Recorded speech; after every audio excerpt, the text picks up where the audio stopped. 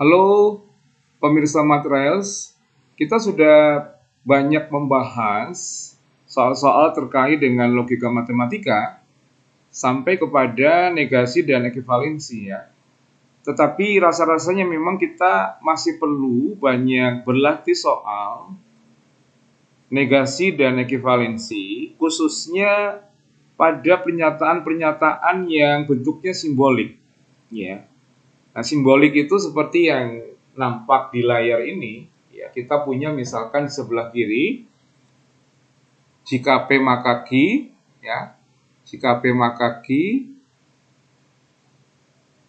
atau negasi P dan R. Itu kan bentuk pernyataan yang simbolik ya, bukan kalimat biasa dalam bahasa Indonesia ataupun bahasa yang lain begitu. Ya, nah, kita perlu belajar, perlu berlatih bagaimana menegasikan pernyataan-pernyataan simbolik seperti ini. Yang perlu kita perhatikan lebih dulu adalah bahwa pernyataan yang diberi tanda kurung itu artinya diprioritaskan untuk dieksekusi lebih dulu, ya, dieksekusi lebih dulu. Berarti seperti yang ini atau ini dia secara pengerjaan dilakukan paling akhir. Urutannya seperti itu ya. Oke, kita langsung saja belajar bagaimana menegasikannya. Ya, negasi atau ingkaran dari jika P maka Q atau negasi P dan R. Nah, kita membayangkan berarti yang dikurung itu seperti sebuah pernyataan. Ya, kita beri simbol misalkan ini A dulu, kemudian ini B. Berarti kita punya A atau B. Kita punya A atau B. A atau B jika dinegasikan akan menjadi negasi A dan negasi B. Ya, negasi A dan negasi B. Maka kemudian penegasiannya akan menjadi negasi dari jika P maka Q ya, dan negasi dari negasi P dan R. Ya, bentuknya menjadi seperti itu. Kemudian kita mengeksekusi negasinya untuk masing-masing pernyataan majemuk baik di kiri maupun di kanan dan ini. Ya. Oke, yang di kiri dulu kita negasikan. Negasi dari P dan Q. Negasi dari implikasi berarti menjadi P dan negasi Q kan? P dan negasi Q. Nah, ini kita kurung, jangan lupa. Kemudian dan negasi dari negasi P dan R. Negasi-negasi P menjadi P. Kemudian dan-nya menjadi atau negasi R. Selesai. Inilah hasil negasinya, ya. Sekarang kita kerjakan yang di sebelah kanan ya. Saya kerjakan di sini, oke? Saya kerjakan di sini. Sama pola pikirnya dengan tadi, berarti yang sebelah kiri yang dikurung ini saya bayangkan dia A. Ini saya bayangkan dia B ya, supaya memudahkan pikiran kita saja sebetulnya ya. Kemudian A dan B berarti kita negasikan, lalu dan berubah menjadi atau ya. Maka hasilnya menjadi negasi dari jika P maka Q atau negasi dari negasi Q jika negasi Q maka negasi R. Ya. Oke, lalu kita eksekusi penegasian dari masing-masing pernyataan di sebelah kiri atau dan di sebelah kanan atau. Ya, di sebelah kiri negasi dari jika P maka Q menjadi P dan negasi Q. P dan negasi Q, ya. Ini kita kurung, jangan lupa. Kemudian atau negasi dari jika negasi Q maka negasi R. Ya, menjadi negasi Q tetap. Oke, negasi Q tetap. Saya beri kurung dulu. Jika negasi Q dan nah Negasi R-nya kan dinegasikan ya, rumusannya kan begitu ya, untuk negasi dari implikasi. Maka menjadi negasi-negasi R, berarti menjadi R. Begitu. Selesai. Ya, inilah jawaban yang kanan, ini jawaban yang kiri. Begitu ya, cara mengerjakan nomor 1. Oke, berikutnya, nomor berikutnya ya. Nah, sekarang kita punya pernyataan implikasi, ini implikatif ya, dari dua pernyataan majemuk. Yang di sebelah kiri sebagai pernyataan sebabnya adalah P atau Q, kemudian pernyataan akibatnya adalah negasi P dan R. Oke, berarti seperti tadi ya, saya membayangkan ini adalah A, lalu ini adalah B. Pernyataan implikasi ketika dinegasikan, berarti kalau saya menegasikan ya, negasi dari jika A maka B, hasilnya adalah A dan negasi B. Hasilnya kan seperti itu ya. Nah, A-nya tinggal kita ganti dengan P atau Q, B-nya kita ganti dengan negasi P dan R. Ya, maka ini menjadi P atau Q dan negasi dari negasi P dan R. P atau Q tetap di sebelah kiri ini. Dan negasi dari negasi P dan R maka menjadi P atau negasi R. Ya. Begitu caranya. Oke ya, selesai. Oke. Kita ke soal berikutnya.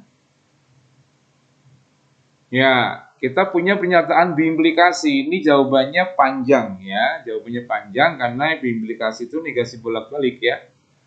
Maaf, biimplikasi itu implikasi bolak-balik maksud saya. Sehingga negasinya pun akan bolak-balik ya. Menjadi negasi dari implikasi secara bolak-balik ya. Ya sama dengan tadi kita bayangkan ini A, ini B.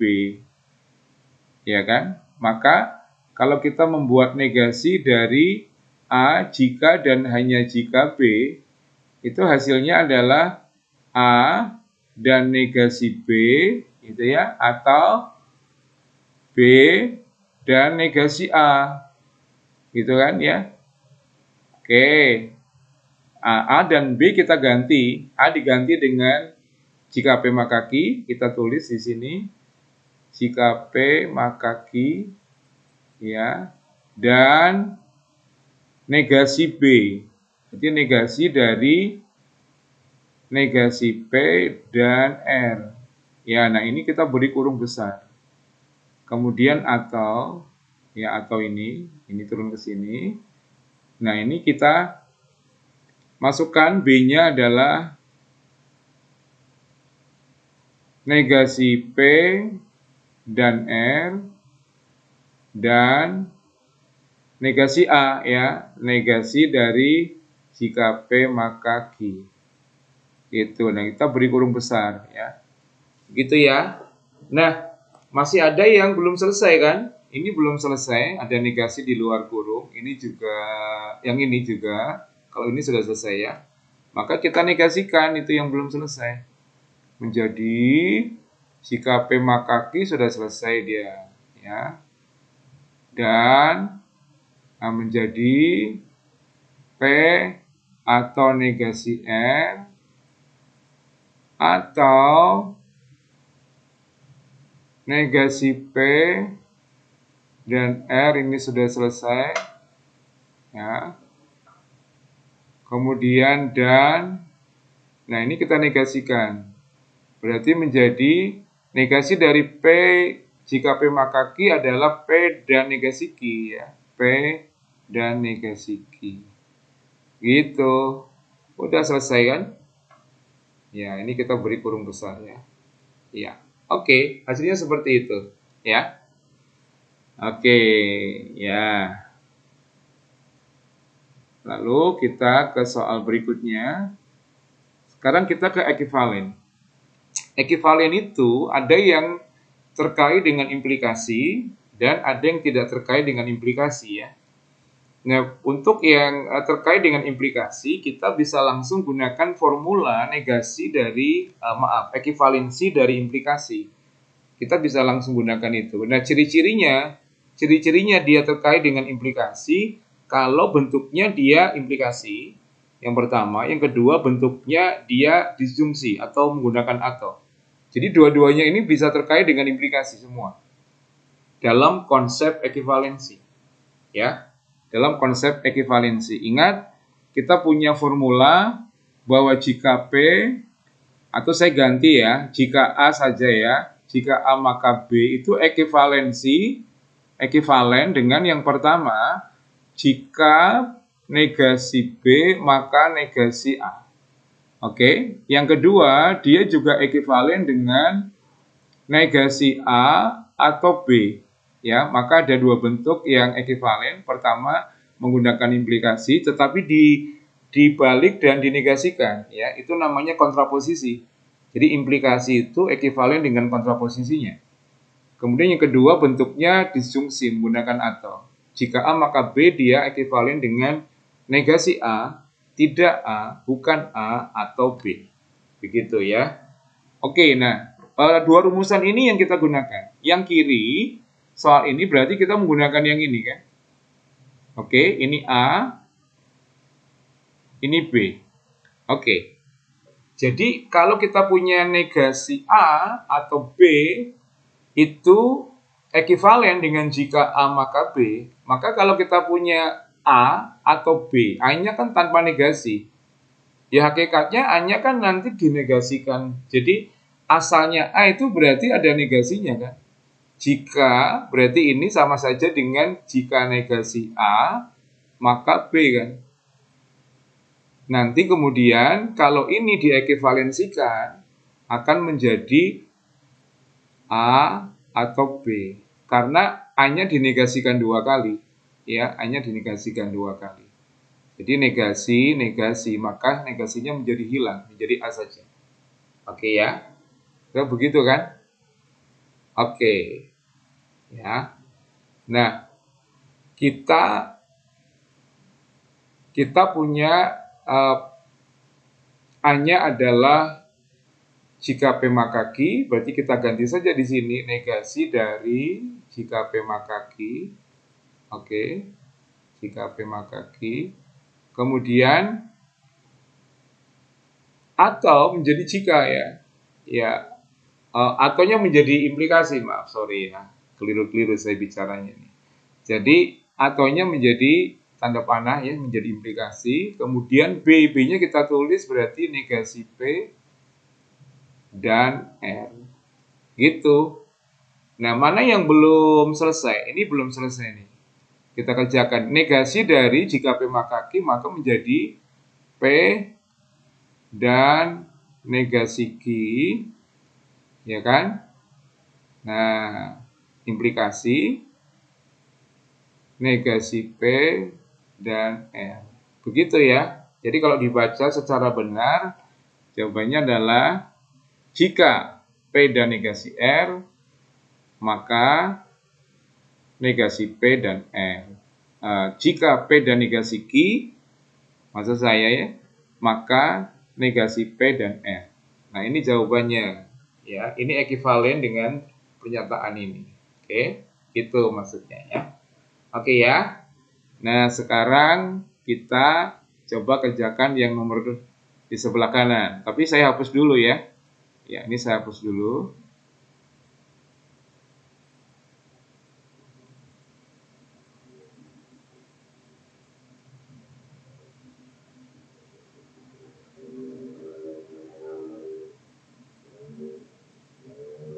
Di sebelah kanan itu sudah menggunakan implikasi. Ya, jadi kita menggunakan kontraposisi untuk menegasikannya. Untuk mengekuivalensikannya. Itu ya, saya keliru-keliru nih karena sudah malam ini. Jadi ini kita gunakan kontraposisi ya. Jadi kalau saya punya atau kita punya jika P, A saja ya, jika A maka B, maka dia akan ekivalen dengan kontraposisinya Jika negasi B, maka negasi A. Nah, ini yang kita gunakan. Prinsip ini yang kita gunakan. Ini A-nya, ini B-nya. Ya, sudah, kita masukkan saja. Negasi B berarti negasi dari negasi P dan R. Oke. Kemudian implikasi negasi dari P atau Q. Oke. Ya, kalau dibaca kemudian negasi, jika negasi dari negasi P dan R, maka negasi dari P atau Q. Ya, dibaca kira-kira seperti itu ya cara membacanya. Oke, ada yang bisa kita eksekusi? Ini kita eksekusi. Negasi dari negasi P dan R menjadi P atau negasi R. Oke ya. Ya. Maka ini juga dinegasikan menjadi negasi P dan negasi Q. Oke. Begitu, selesai ya. Ini merupakan pernyataan yang ekivalen dengan pernyataan yang sebelah kanan. Oke. Kita lanjut. Ya, buat pernyataan yang ekivalen lagi. Ya, nah, kalau ini dia kata hubung terakhirnya itu dan, ya. Jadi bukan implikasi, juga bukan disjungsi, bukan atau.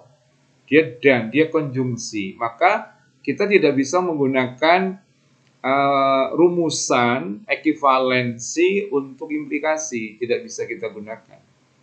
Ya. Nah, cara yang kita pakai adalah kita menegasikan 2 kali pernyataan ini. Di pernyataan ini kita negasikan sebanyak 2 kali. Ya. Prinsip itu yang kita pakai. Berarti sekarang kita negasikan saja yang pernyataan majemuk ini ya. Jadi kita bisa tuliskan kemudian negasi. Negasinya 2 kali. Dari ya, jika P maka Q, dan negasi P dan R. Oke. Nah, negasi yang pertama kita eksekusi dulu. Kita masukkan, kita eksekusi, kita hitungkan ya. Berarti negasi yang ini tetap. Nah, sekarang kita tuliskan negasi dari jika P maka Q. Nah, dannya menjadi atau negasi dari negasi P dan R. Oke. Iya. Nah, sekarang negasi ini kita eksekusi, kita masukkan ke dalam kurung ya. Nah, negasi ini yang di luar tetap dulu. Ini menjadi kan jika P maka Q, maka negasinya adalah P dan negasi Q. Oke. Atau P atau negasi R. Nah, lalu negasi yang di luar ini kita eksekusi sekarang. Kita masukkan menjadi negasi dari P dan negasi Q atau dan ya, berupa dan ataunya kan berubah menjadi dan negasi dari P atau negasi R. Oke, jadi yang di luar yang berubah dulu maksud saya itu yang ini dulu ya. Berubah menjadi dan. Oke. Tetapi yang ini belum karena negasinya masih kita tulis di luar kurung ini. Oke, di sini ya. Di luar kurung ini kita tulis di sini negasinya. Oke. Lalu kita eksekusi sekarang. Negasi dari P dan negasi Q menjadi negasi P atau Q dan negasi P dan R. Inilah pernyataan yang ekivalen dengan pernyataan ini. Ya. Seperti itu. Oke, ya. Kalau kita lihat pernyataan yang kanan sama. Ini sama dengan ini. Yang berubah yang kiri, bentuknya berubah tapi nilainya sama. Ya, bentuknya berubah tapi nilainya sama. Begitu, ya. Nah, sebetulnya ada cara yang bisa lebih cepat untuk menyelesaikan soal yang bentuknya seperti ini. Prinsipnya begini, ingat bahwa negasi dua kali dari disjungsi dan konjungsi itu bentuknya akan kembali ke bentuk semula, persis sama. Jadi ini adalah bentuk, dia adalah bentuk konjungsi karena menggunakan dan ya. Nah, bentuk konjungsi ketika dinegasikan dua kali akan kembali ke bentuk yang sama, persis sama ya. Ini negasi P dan R, ini juga negasi P dan R. Ya, jadi negasi dua kali akan kembali ke bentuk yang sama. Yang tidak sama itu kalau dia implikasi sebetulnya. Ini implikasi. Implikasi dinegasikan dua kali bentuknya berubah. Ya. Nah, tetapi kita sudah tahu kan bahwa bentuk ekuivalensi dari implikasi itu memang ada dua. Yang pertama adalah dengan kontraposisi dan yang kedua itu menggunakan disjungsi ya. Jika P maka Q itu ekuivalen dengan negasi P atau Q. Jadi kita bisa langsung tuliskan ini saja. Ya, dannya kembali karena dan ini kan konjungsi, dia kembali ke semula. Ya, sebetulnya seperti itu. Ya, sebetulnya seperti itu. Jadi yang berubah hanya yang implikasinya saja. Ya. Kita ubah menjadi bentuk disjungsi. Oke. Nah, sekarang coba kita bisa pakai cara langsung yang cepat tadi ya. Ini kan implikasi dengan implikasi. Kalau ini dia konjungsi. Berarti ketika dinegasikan dua kali, yang konjungsi akan kembali, tetapi yang berubah hanya yang implikasi. Implikasi berubah menjadi bentuk disjungsi. Jadi kalau kita gunakan cara cepat ya, negasi dua kali kan, dari jika P maka Q dan jika P maka R, ya, ini saya kurungnya double ya, maka hasilnya adalah ekuivalensi ini ya, hasilnya adalah nanti ini jika P maka Q menjadi negasi P atau Q. Oke, lalu dan ini menjadi negasi P atau R. Udah, pasti ini hasilnya. Selesai. Begitu ya. Ya, semoga menolong, semoga membantu, dan tentunya kalian harus latihan ya. Jadi kalian bisa pakai soal-soal yang tadi dibahas, kalian kerjakan secara mandiri. Kerjakan sendiri mandiri, nanti bandingkan jawabannya dengan pembahasan kita tadi. Oke, semoga tutorial ini bermanfaat. God bless.